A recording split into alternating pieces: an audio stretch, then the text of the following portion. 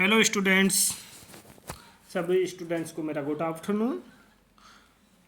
Students, आज जो हमारी क्लास होगी भारतीय संविधान की तीसरी क्लास है, जिसमें हम बात करेंगे भाग 3 की, जिसमें मूल अधिकार हैं जिनको फंडामेंटल राइट कहते हैं, जो अनुच्छेद 12 से लेके 35 तक हैं। चलो आइए दोस्तों, चलते हैं बिना टाइम देरी किए हुए। पहले तो हम जानते हैं कि मूल अधिकार क्या होता है। मौलिक अधिकार उन अधिकारों को कहा जाता है जो व्यक्ति के जीवन के लिए मौलिक होने के कारण संविधान द्वारा नागरिकों को प्रदान किए जाते हैं और जिनमें राज्य द्वारा हस्तक्षेप नहीं किया जा सकता है। ठीक है दोस्तों, मौलिक अधिकारों में राज्य कोई हस्तक्षेप नहीं कर सकता है। और इसके बारे में थोड़ा और जानते हैं कि, और आपको मैं बताना चाहता हूँ कि मौलिक अधिकार और डीपीएसपी भाग 3 और भाग 4 दो भाग ऐसे हैं भारतीय संविधान के, जिसमें से हर एग्जाम में से 3 से 4 क्वेश्चन तो आना ही आना है। तो इन दो भाग को कम से कम आप याद तो जरूर कर ही ले। चलिए चलते हैं। भारतीय संविधान में मूल अधिकार संयुक्त राज्य अमेरिका से लिए गए हैं। ठीक है दोस्तों, कहाँ से लिए गए हैं? संयुक्त राज्य अमेरिका से। आगे दूसरी बात करें हम कि मूल संविधान में 7 मौलिक अधिकारों का प्रावधान किया गया था। करते हो नहीं दोस्तों, अधिकार है, मिसप्रिंटिंग हो गई। दोबारा मैं पढ़ देता हूँ। मूल संविधान में 7 मौलिक अधिकारों का प्रावधान किया गया था, जिसमें अनुच्छेद 31 में संपत्ति का अधिकार भी मूल अधिकार था। शुरू में संपत्ति का अधिकार भी मूल अधिकार था, जो अनुच्छेद 31 में था। फिर क्या हुआ दोस्तों? 44वें संविधान संशोधन 1978 के द्वारा संपत्ति के अधिकार को मूल अधिकार से हटाकर 300A अनुच्छेद 300A में कानूनी अधिकार बना दिया गया।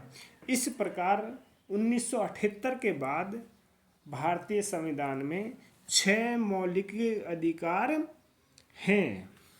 अब देखते हैं आगे कि किसने क्या कहा है। भारतीय संविधान के अध्याय 3 को भारत का अधिकार पत्र, मैग्ना कार्टा भी कहा जाता है। ये बहुत इम्पोर्टेंट है, ये टॉपिक पूरा ही इम्पोर्टेंट है। चलो चलते हैं दोस्तों। जो हमारे 6 मौलिक अधिकार है वो कौन कौन से हैं? पहला, समानता का अधिकार, जो अनुच्छेद 14 से लेकर 18 तक है। दूसरा, स्वतंत्रता का अधिकार, जो अनुच्छेद 19 से लेकर 22 तक है। तीसरा, शोषण के विरुद्ध अधिकार, जो अनुच्छेद 23 और 24 में है।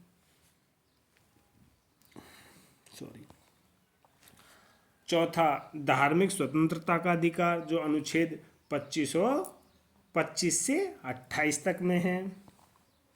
पांचवा मौलिक अधिकार है सांस्कृतिक व शिक्षा संबंधी अधिकार, जिसका उल्लेख अनुच्छेद 29 और 30 में है। और छठा मूल अधिकार है हमारा संवैधानिक उपचारों का अधिकार, जो अनुच्छेद 32 में है। दोस्तों, यहाँ तक तो हर आदमी को हो जाना चाहिए, चाहे वो कोई सी भी एग्ज़ाम दे रहा हो। यहाँ तक तो हर आदमी को याद हो जाना चाहिए। और इसके बाद भी आपको पढ़ना ज़रूर है, क्योंकि पेपर का लेवल अब ठीक ठाक आने लग गया। आप एसएससी जीडी की देख लीजिए, रेलवे की एग्ज़ाम में देख लीजिए, आपको इस भाग 3 से जो मूल अधिकारों से संबंधित है भर भर के क्वेश्चन आ रहे हैं। जीडी में तो हर शिफ्ट में 2 क्वेश्चन इस भाग से आना ही आना है। एनटीपीसी में देख लीजिए, काफ़ी अच्छे क्वेश्चन आ रहे हैं। तो इसलिए इस भाग को मैंने अच्छे से तैयार किया है। तो आपका भी ड्यूटी बनता है कि इसको अच्छे से पढ़ें। एक बार समझ नहीं आता, 2 बार देखें, 3 बार देखें। और इसको मूवी की तरह ना देखें, नोट्स बनाएं। इसको जो बोलता हूँ मैं और जो लिखा हुआ उसके नोट्स बनाएं। चलो अनुच्छेद 12 की बात करें दोस्तों। अनुच्छेद 12 में परिभाषा दी गई है मूल अधिकारों की, जो मैं बता ही चुका हूँ। अनुच्छेद 13, देखो अनुच्छेद 13 में क्या दिया हुआ है? मूल अधिकारों से असंगत और उनका अल्पीकरण करने वाली विधियाँ। अब इसको मैं सादा लैंग्वेज मतलब सिंपल लैंग्वेज में बता देता हूँ कि जो मूल अधिकार असंगत हैं उनको कम कैसे किया जाए उसकी विधि इसमें है। जैसे उदाहरण के तौर पर संपत्ति का अधिकार शुरू में मूल अधिकार था,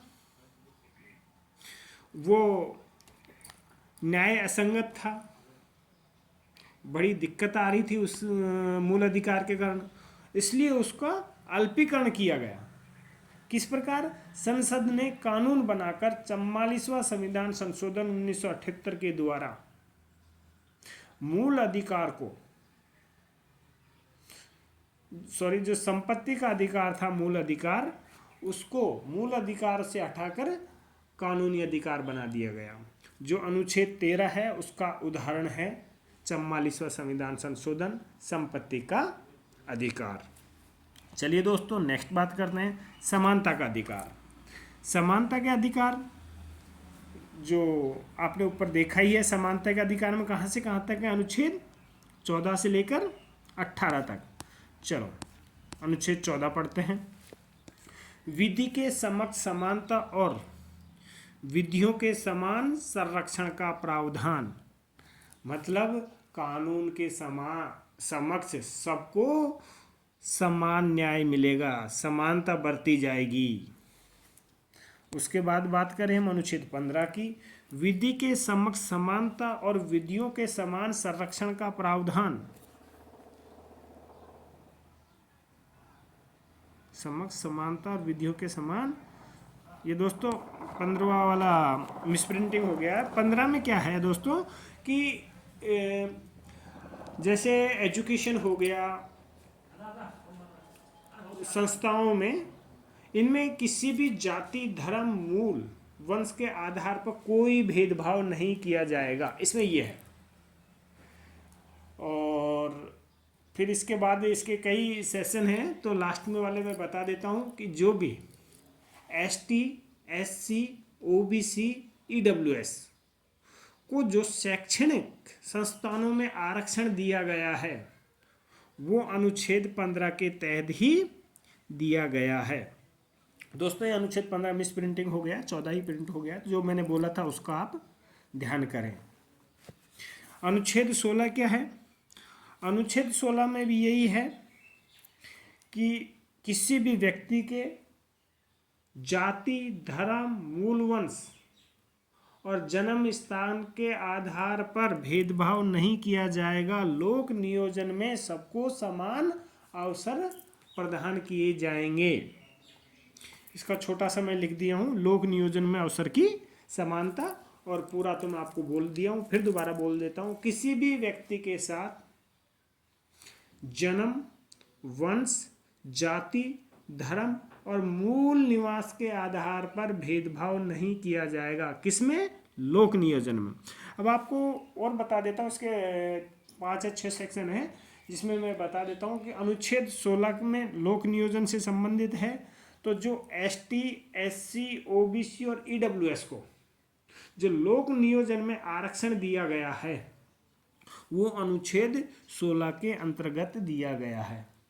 और अभी का नया उदाहरण आपको मैं बता दूं कि 103वां संविधान संशोधन 2019 के द्वारा स्वर्ण जो EWS है उसको 10% लोक नियोजन और शैक्षणिक संस्थानों में 10% आरक्षण दिया गया है। वो अनुच्छेद 15 में भी है और अनुच्छेद 16 में भी है। 15 में शैक्षिक संस्थानों में है और 16 में लोक नियोजन से संबंधित है। चलिए दोस्तों आगे चलते हैं। अनुच्छेद 17 अस्पृश्यता का अंत, मतलब किसी के साथ भेदभाव नहीं किया जाएगा। जो भेदभाव करेगा वो कानूनी रूप से दंड पाने का हकदार होगा। नेक्स्ट अनुच्छेद 18 उपाधियों का अंत। उपाधि से संबंधित जो पहले कोई भी आदमी या दूसरे देश से उपाधि ले लेता था, अब ऐसा नहीं है, उपाधियों का अंत कर दिया गया है। इसकी एक विशेष प्रोसेस है कि जब किसी दूसरे देश से उपाधि ली जाती है तो उसका एक प्रक्रिया है, उसको पालन करना पड़ेगा। नेक्स्ट मौलिक अधिकार की बात करते हैं हम, स्वतंत्रता का अधिकार। स्वतंत्रता के अधिकार 19 की बात करता हूं मैं, अनुच्छेद 19 की। वाक स्वतंत्र आदि विषय कुछ संरक्षण। देखो सीधी भाषा में मैं बता देता हूं, अनुच्छेद 19 में 6 प्रकार की स्वतंत्रता दी गई है। कैसे? वाक और अभिव्यक्ति की आज़ादी, मतलब आप भाषण दे सकते हो, अपने विचार व्यक्त कर सकते हो। दूसरा, शांतिपूर्ण और बिना हथियारों के एकत्रित होने की स्वतंत्रता, मतलब आप शांतिपूर्ण तरीके से बिना हथियार किए हुए सभा कर सकते हो। संघ या संगठन बनाने की स्वतंत्रता, आप कोई भी संगठन बना सकते हो। चौथा की बात करूं, पूरे भारत में स्वतंत्र रूप से घूमने की स्वतंत्रता, कि भारत में आप कहीं भी घूम सकते हो यदि आप भारत के नागरिक हो तो। नेक्स्ट बात करें हम, पांचवी, भारत के किसी भी भाग में निवास करने की स्वतंत्रता, आप भारत के किसी भी भाग में निवास कर सकते हो। छठी स्वतंत्रता है किसी भी व्यवसाय और व्यापार करने की स्वतंत्रता, आप कोई सा भी व्यापार कर सकते हो, कोई भी आपके ऊपर प्रतिबंध नहीं है कि आप ये व्यापार करो या ये व्यापार ना करो, ऐसा कोई भी प्रतिबंध नहीं है। चलो दोस्तों, अनुच्छेद 20 की बात कर रहे हैं हम। अनुच्छेद 20 है अपराधों के लिए दोष सिद्धि के संबंध में संरक्षण। अनुच्छेद 21 है प्राण दैहिक स्वतंत्रता का संरक्षण। दोस्तों जो इम्पोर्टेंट अनुच्छेद है उन पे मैं ज़्यादा जोर दे रहा हूँ, ठीक है, और जो इम्पोर्टेंट नहीं है उनको मैं पढ़ के आगे निकल जा रहा हूँ। देखो अनुच्छेद 21 से आपको ये याद रखना है, ये क्वेश्चन तो बहुत बार आया है, इस क्वेश्चन ने तो हद कर दी है।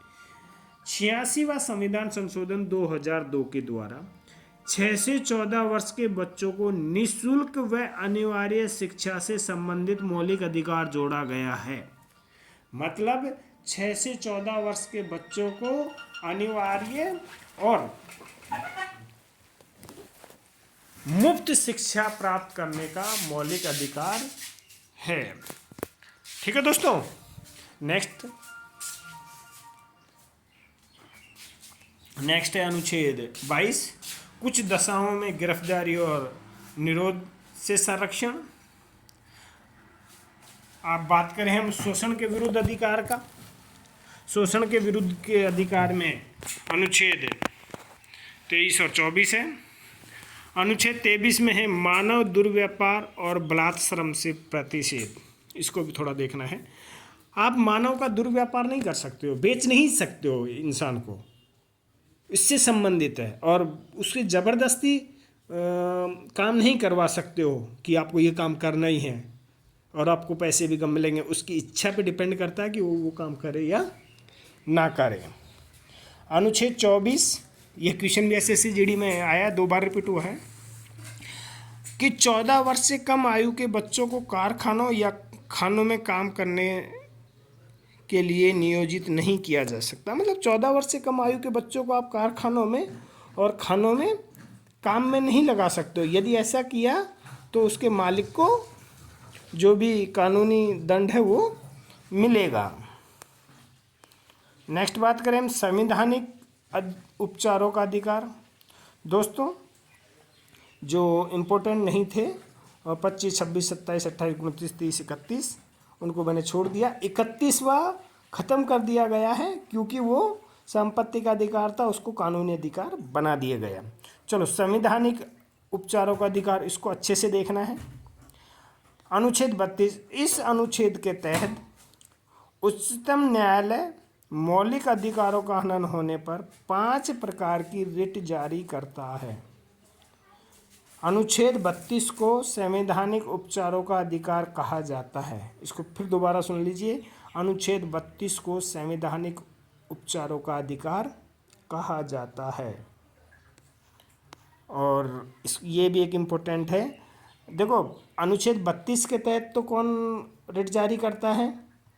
सुप्रीम कोर्ट, जब किसी के मौलिक अधिकारों का हनन हो। और अनुच्छेद 226 के अंतर्गत कौन रिट जारी करता है? High court.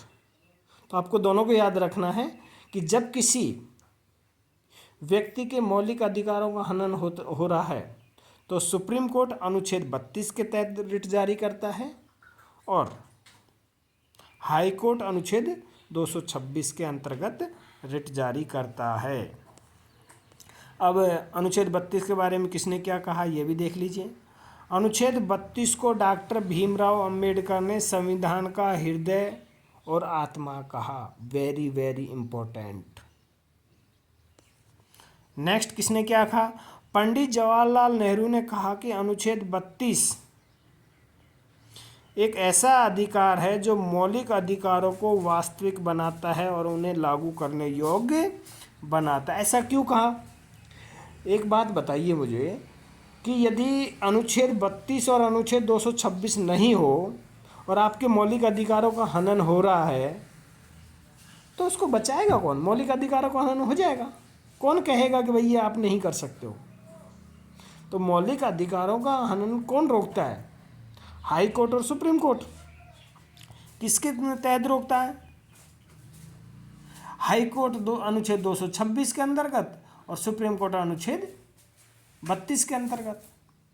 तो इसलिए जवाहरलाल नेहरू जी ने बोला था कि जो अनुच्छेद 32 है मौलिक अधिकारों को वास्तविक बनाता है, मतलब कहता है कि मौलिक अधिकार यदि हनन होंगे तो अनुच्छेद 32 है उसके लिए। दोस्तों आज की क्लास में इतना ही। अब हमारी नेक्स्ट क्लास रहेगी राजकीय नीति निर्देशक सिद्धांत DPSP।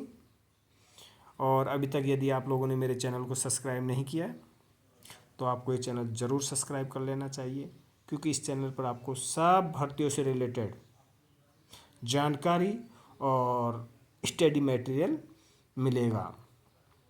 सभी दोस्तों को मेरा नमस्कार।